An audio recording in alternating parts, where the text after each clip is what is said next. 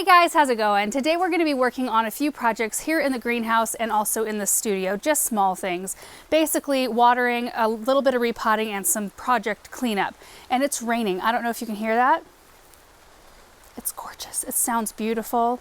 It's also snowy outside, so we got about 6 inches of snow a little over a week ago. We got about 4 inches of new snow night before last, and then last night we got 2 new inches of snow and now rain. And tomorrow it's supposed to rain all day, and then we have 2 days after that are supposed to be sunny and like close to 40 degrees. So I think the roads will be lovely, and I know all the plants are benefiting from it big time, so it doesn't bother me at all. I'm just so thankful we have a space here to do some things. First thing we're gonna do is pot up these pomegranates that I picked up when my mom, sister, and I went on our last shopping trip.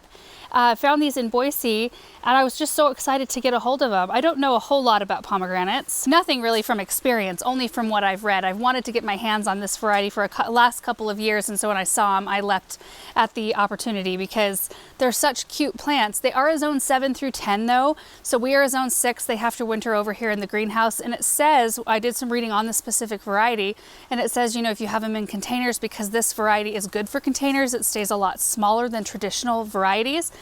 You can have them out during the summer and then bring them in and continue to kind of enjoy the show that they provide.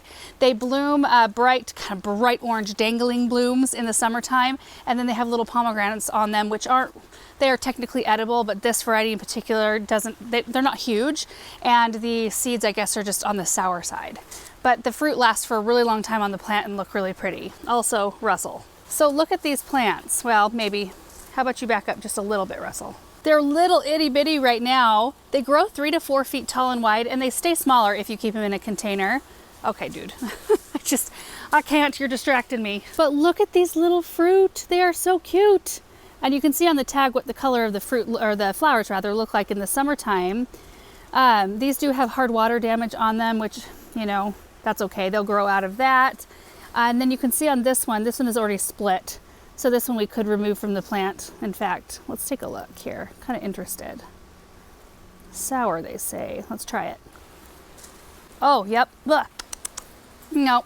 If you like sour things, you might like this fruit. I've never been huge on sour, so I'm just in it to get some experience with this type of plant to see how they do for us in here. So I'm going to pick out a couple of pots, get some soil, and get those done here first. On my way, though, I'm going to take some supplies back to the barn. This is from our hyacinth project. I have some moss in a basket out and so on and so forth. So let's get that done. See how much I can fit in the crate.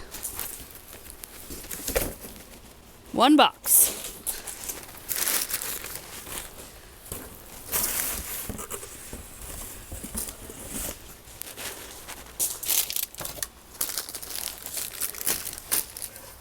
And I would love to use these pots, but I can't get them apart. There's 2 terracotta pots that are just fused together.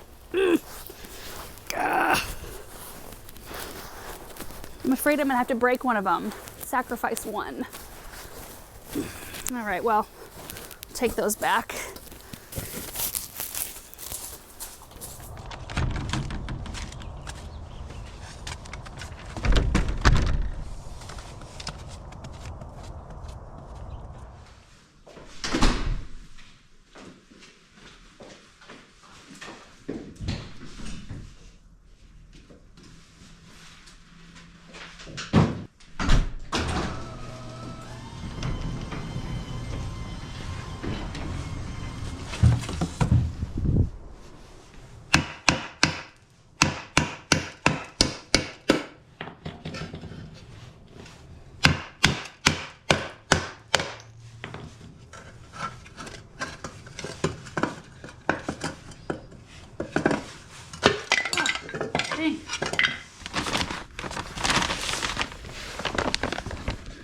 I think we've got everything we're gonna need. I got the Biotone starter fertilizer, which we are gonna mix in with the organic potting mix. I've got a couple of different sizes, or 3 different sizes of terracotta here. I'm hoping that when I get the root system out, I mean, this is such a tiny little plant for how big of a container it's in.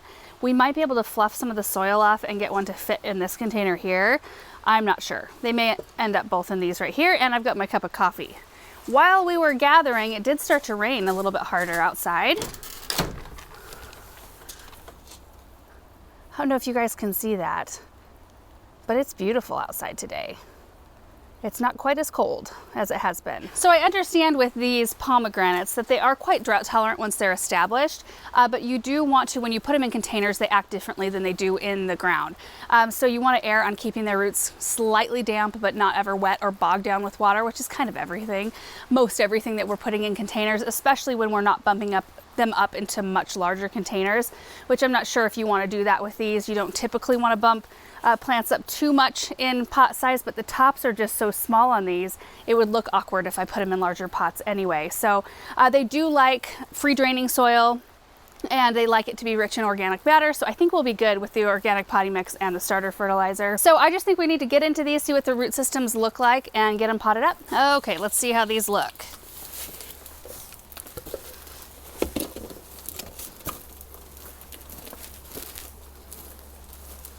Not heavily rooted at all. Oh, look at all this. No roots in that soil. All right, look at that. That'll be easy to repot. We'll spread all of this used soil out in the garden. I would reuse it for this pomegranate if I knew how old it was, but I don't know how long it's been in the container, and I'd like to start with fresh stuff today.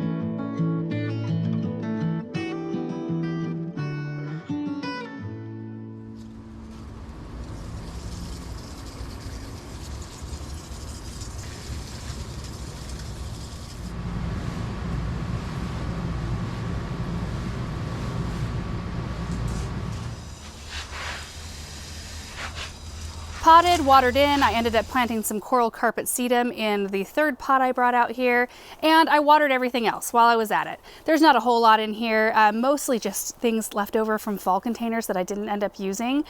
So we've been slowly feeding the chickens the cabbage over there. We'll go give them one today. In fact, I think these 4 are clean, but these 4 I think have slight aphid problems. Let's look. Yeah, I don't know if you can see that. If you get right in on the center there, we've got some aphid activity going on. So the chickens will enjoy that. And one of my projects for this winter is to really do up this area. Just haven't had time to do it yet, but I want to pot up all the Rudbeckia, get some more tropicals in here. I'm thankful I didn't do it sooner though, because of the whole, the one night that the door was left open. In fact, the pomegranates made it through that night. So being a zone 7, that means they're hardy down to 0 degrees Fahrenheit. So it didn't get that cold in here. It was I think it was in the 20s the night that the door was open. And that's what took most of the tomato plants that were out here. And the fig, you can see the fig, I think right back there. That's the one from in the house. Moved it out here because we put the Christmas tree right where the fig usually sits. That poor thing. I mean, all the leaves are just, so I'm hoping the branches are still pliable. It might push new growth, but so I'm thankful I didn't introduce a bunch of new tropical heat-loving plants in here before that happened. Now we're keeping a much closer eye on doors and things like that so that doesn't happen again. But anyway, that is in the works. Maybe that'll be a good and fun January project. But I'm thrilled with these. So the smaller of the two did have a smaller root system. I was able to knock most of the soil off, which I ended up using in here. It's kind of perfect. I did have some extra fresh soil left, but I added the starter fertilizer in there. Sedum does not like fertilizer, so I just used some of the old soil from the pomegranates. That was just perfect. And I'm going to keep this pot in here because I'm going to use that soil to pot up more of the coral carpets. I got a few more right there that need some attention. They're beautiful. And then I do keep these. These are the sedum pots because I use these to pot up seedlings in the spring. So in the barn I have a little stash that I keep adding to. Anyway, I don't think that there's any other information on the pomegranates that I haven't shared yet. Again, this is kind of an experiment for me. First time ever having a pomegranate in my possession, so it'll be fun to see what happens. If you guys have experience with them in containers, I would love to know your thoughts on the whole thing. I think we're done out here. I had planned on potting up the Rudbeckias today, but since I discovered we're lacking the pots and the sizes that I kind of need for out here, we'll do that a different day. We have plenty to do in the studio. I've got 2 amaryllis and some paper whites to pot up, and then I've got to pay some attention to those plants in there. They are dry. It's been a couple of weeks since I've watered in there, and yeah, they need to be groomed, watered, and I'm going to condense them a little bit so that they'll fit under fewer grow lights. It shouldn't take us too long in there. Need this. Oh, I'm going to need this too. So we have a hose that connects to the hose link right there, you see at the door. And if we follow it out, it goes over there to the frost free by the barn. So that's our water access out here in the winter time. So what I'll do is I'll pick up the hose link here and I'll just carry it over to that black, see that black thing on the side of the barn right there? That's the holder for the hose link over there. So it'll get it closer to the studio, and then we can use that, and then when we're done, we'll pop it back in the greenhouse so it doesn't freeze. It stopped raining, so that's kind of nice.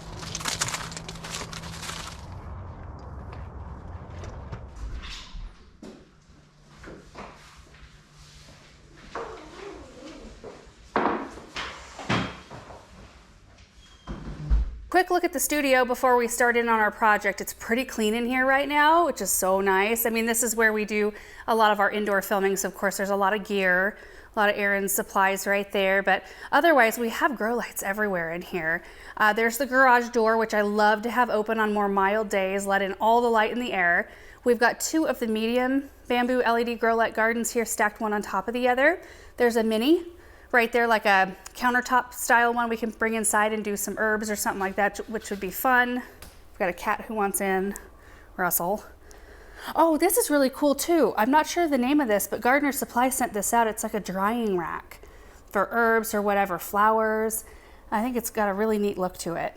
And some baskets I picked up on major clearance. Anyway, I don't know where I was at, except for we've got the 2 mediums. There's a mini for a countertop. That's a dehumidifier, which we usually have to run in here during the winter time because condensation forms on the windows and it's super muggy, but we haven't had to do that yet. We have 3 of the 3-tier sunlight I'm not sure the name of those either. 3-tier sunlight gardens, I think. I've had these for quite a long time. Like, these lived inside in our plant room before we had the studio, and they're just so like compact. They keep everything nice and tidy. My seed trays fit perfectly on here. I can fit 5 across each one of these, which is great. But these need some major attention and water and condensing, because I do have other grow lights. Let me show you right over here. Try to walk kind of slowish. I've got some of the Oslo grow light gardens over here, the white ones, which are super handy, but there's no reason why I can't fit these plants over in the other side, so I don't have to drag the hose over here. I do have some hanging grow lights, like ballasts and extra light bulbs, and then some of my supplies over here. So we've got, fertilizers, we've got some soils, we've got some containers. This is where I usually have all my seeds. Those are in the Hartley right now because I just finished organizing them. I need to bring them back out here. And then you can see some other random supplies and such. I've got a yoga mat out here, just in case. But most of these stands get filled up with seed trays in the late winter, early spring. It gets super exciting in here. Then I've got this really kind of fun vignette. Aaron got me this table for Christmas last year or the year before. Can't remember, but I really like it. And I've got some plants on it, a little picture there. Those are actually grow lights. That's also from Gardener Supply. It's one of those types of lights that you can form it to where there's 3 pointing different directions. You can make it look a little more aesthetically pleasing than I have it. I have all 3 lights pointed at my fern here.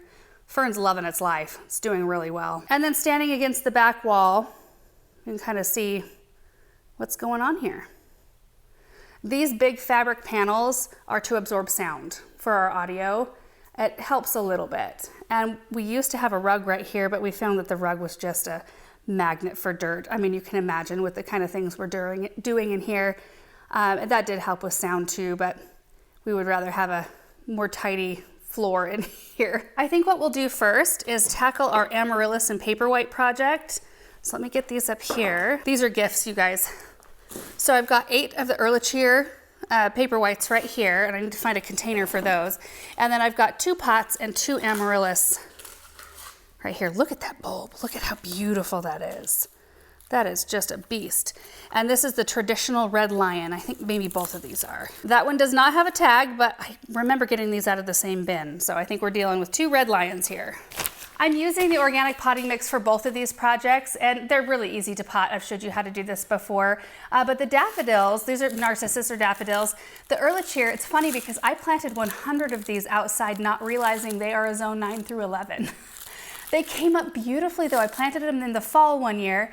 They came up gorgeous the next spring. They are very pungent, very fragrant. So you do need to make sure, like, you know, if you're giving this as a gift, like I'm giving these as a gift, you want to make sure that the recipient either has a place sort of like in a sun porch, or some people love the smell of them. So I just make sure that whoever I'm gifting them to likes that, because it can be an overwhelming fragrance. Anyway, they're gorgeous. They're clumps of blooms, and they're kind of like a creamy white peach color. They're so pretty. And you can plant these instead of like in the ground. You usually plant daffodils like 5-6 inches deep. In a container like this, you can plant them to where like even the neck of the bulb is kind of popping up out of the soil. And then with our amaryllis, well, I'll talk about that in a second. Let's get these done.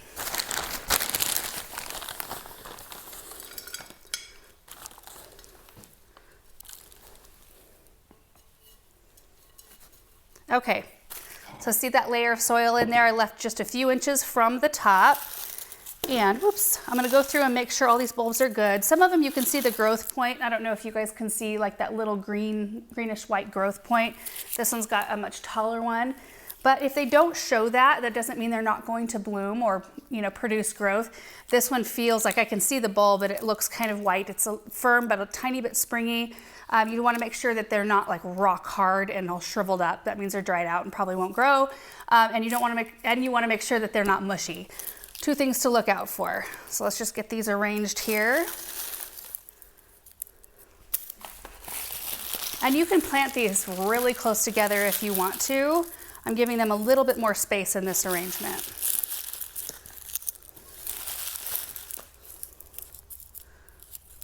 That looks perfect. They've got room to breathe. I think that'll be a really pretty display. If you have a smaller pot, you can plant them like shoulder to shoulder if you want, like that. I mean, all of these could be clustered together. It will not inhibit their ability to bloom. It's not a super long-term solution, but a really pretty display for sure. So now we're gonna take some soil and fill it up to where there's still a little bit of a lip, so watering is easy, and I'm going to also top dress with a little moss. And I always break the moss up in pieces to where the stem and the leaves don't have any problem popping through it, but it does dress it up and make them look nice.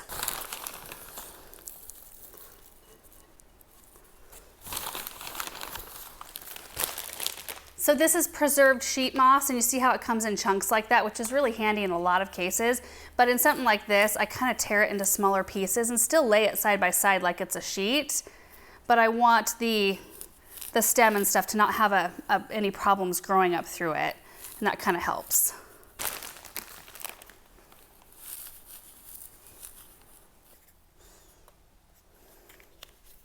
I have these little copper tags that I like to write the plant names on. It kind of, I don't know, makes it look a little prettier than a white plastic tag, and that way we know what's in here. So that one is done. So now we're gonna tackle the amaryllis, which this is super, super duper easy. You don't wanna pick a container too much larger than the diameter of the amaryllis. They want to be cozy, almost pot bound. This one you can see there's about 1 inch on every side of the bulb, and that's fine. You could go even a little bit smaller than that. You could also use those vases that you just put water and rocks in the bottom of. Those are really cool, fun to watch them grow. Not as much of a long-term solution. Again, you would need to take them out of that eventually and pot them up in some soil if you're wanting to treat them as a perennial and try to get them to bloom the next year. But you can see I leave the bulb and the neck of the amaryllis well out of the container. We don't want any soil and water going down into the neck of the bulb. That can cause issues. And then I'm just tamping in around the bulb to make sure there's no air pockets down in there.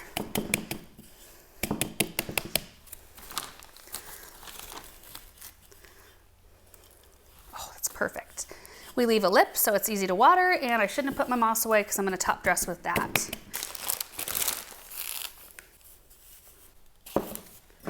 Amaryllis number 2. This one's going to be a more snug fit. This is a much bigger bulb. Oh, it's perfect. Yeah, if you kind of tap the side of your pot and give it a shake, it helps settle a lot of that soil down in around those roots. We want amaryllis to be firmly planted in their container because once they start to put on growth and they start to bloom like way up here, they'll get much more top heavy. So, you know, providing some kind of a stake is kind of nice too. And I'm gonna probably grab some branches out later like I did with mine that are inside the house. Branches are a really pretty alternative to a traditional plant stake.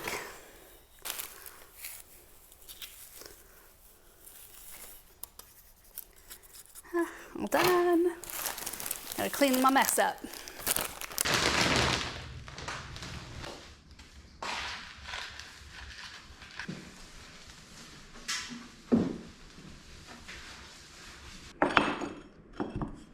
Minus the supports I'll add for the amaryllis, these are all done. So this container actually has a plug in the drain hole.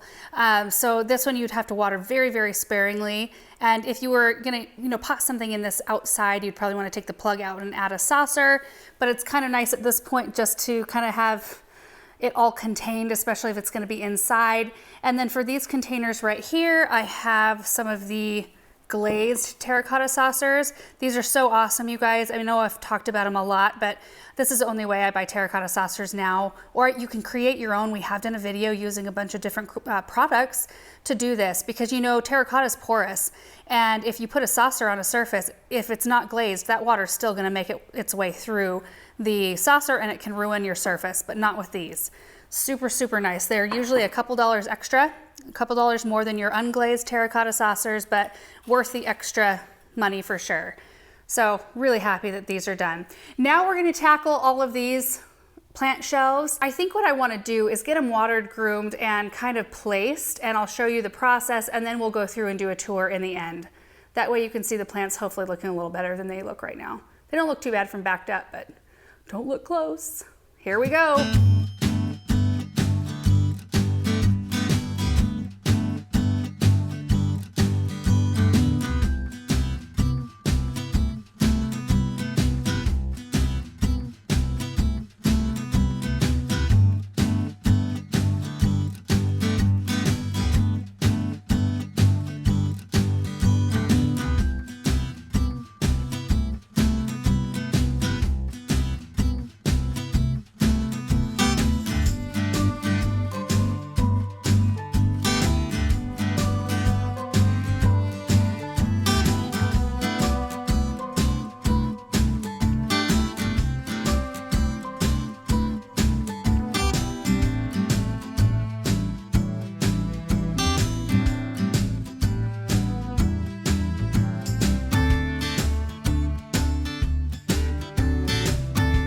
Got it done in here, you guys. I was able to turn off 6 sets of grow lights, which I think is amazing. And these are all LEDs, so they're all energy efficient and all that business, but it's good to use your space as best you can, I think, and it will mean less organizing and cleanup later when I get ready to start seeds. You might have noticed too, I also swapped from using the hose, which I normally do, to the watering can, which I normally don't use, because I have to go in and out to fill the can up, and my can is very small, but it's very easy to direct water to the plant cans when you don't have a whole bunch of weight behind it. The only reason I stopped using the hose is that it started to leak out of a spot where I would need to go get a pair of pliers to get it apart. So I was just kind of like, you know what? I've got a watering can right here, so I'm just gonna use that. So now let's just take a look through the plants. And a lot of them are still kind of rough looking, but at least they've been watered, they've been groomed to the best of my ability, and the ones that look kind of sad will probably perk up here pretty quick. On this side of the room, no grow lights being utilized. So I was able to eliminate the need to bring the hose over to this corner. Of course, I left all the plants that are right here, just right where they're at. And look at these. I was able to turn off all of the bottom lights. And while you could spread all your plants out, absolutely, it's a little harder. I mean, just like when you have plants too high, it's hard to water them. It's harder to water them when they're down low. This right here is comfortable to water all of these plants. And I feel like they all have space. They all have plenty of space. If I feel like anything's starting to get a little bit bigger, you can always spread them back out. Okay, so let's just go shelf by shelf here, and I won't know the names of a lot of these. just because I've been kind of out of the houseplant game for a long time in terms of like seriously learning the names of each individual one. When I was down at the garden center and I was ordering them and taking care of them, I had them much more locked down, but been kind of out of the game for a while. But there's a lot of pretty ones, and some that came from our last house, like this one right here, the agave. It's been in that pot this whole time too. And these aloes, there's 4 of them in here. I had like, oh, so many from one great big clump. I separated them, potted them. There are 3 in the Hartley, 4 here, and numerous of them went into other projects. We've got some really nice haworthias in here. Look at that. Isn't that a beauty? It's so pretty. There's some random cacti, you know, and I just keep these things around because it's nice to have some things to use in projects. And while that pot's not full, I might just pull one of those cacti out to use in a mixed arrangement. We've got, this is called a Ming thing, serious Ming thing. Interesting. I didn't find any bugs, you guys, by the way. No bugs. That was amazing. So awesome. This is a string of turtles. This is really cool. This is actually the first one I've ever had, and it's doing great. It's putting on a tremendous amount of growth. We've got some blue chalk fingers, the Senecio. Here's a night silence aloe right here that I need to separate. This one is a Pothos, Snow Queen. Ooh, this one was wilted. It's perking already. It's looking a lot better. All right, shelf right below, we've got some spider plants. We've got the African violets were probably one of the more sad looking plants of all of them, but I gave them a good watering and grooming and they should be all right. We've got a begonia back in there. I cut back a couple of them, but there's some fresh growth coming back. We've got some cacti, some really neat texture right there. This is a really cool aloe. Is this one like Christmas Carol or something? I can't remember the name, but it's really cool coloring. There's a Hoya. Isn't that cool? The variegated Hoya.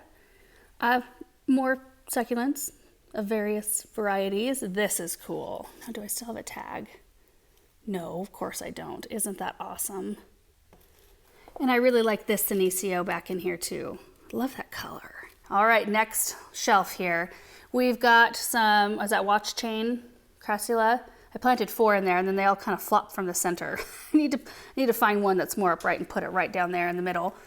More violets, which, you know, they just got through blooming, all of them. Oh, I missed one of the old blooms. This one is a really pretty white one, you can see that. But they were just so poorly, just neglected, poor plants. But these thrive on neglect. Look at this. These are the thimble cactus, and look at the sweet blooms on those. Oh, so fun. We've got some golden sedum here. There's a mini monstera right here. I need to get a pole for it to climb and repot it. So I really do have a list of things that I need to go down to the garden center for. I've got a few plants that I need to get a pole for.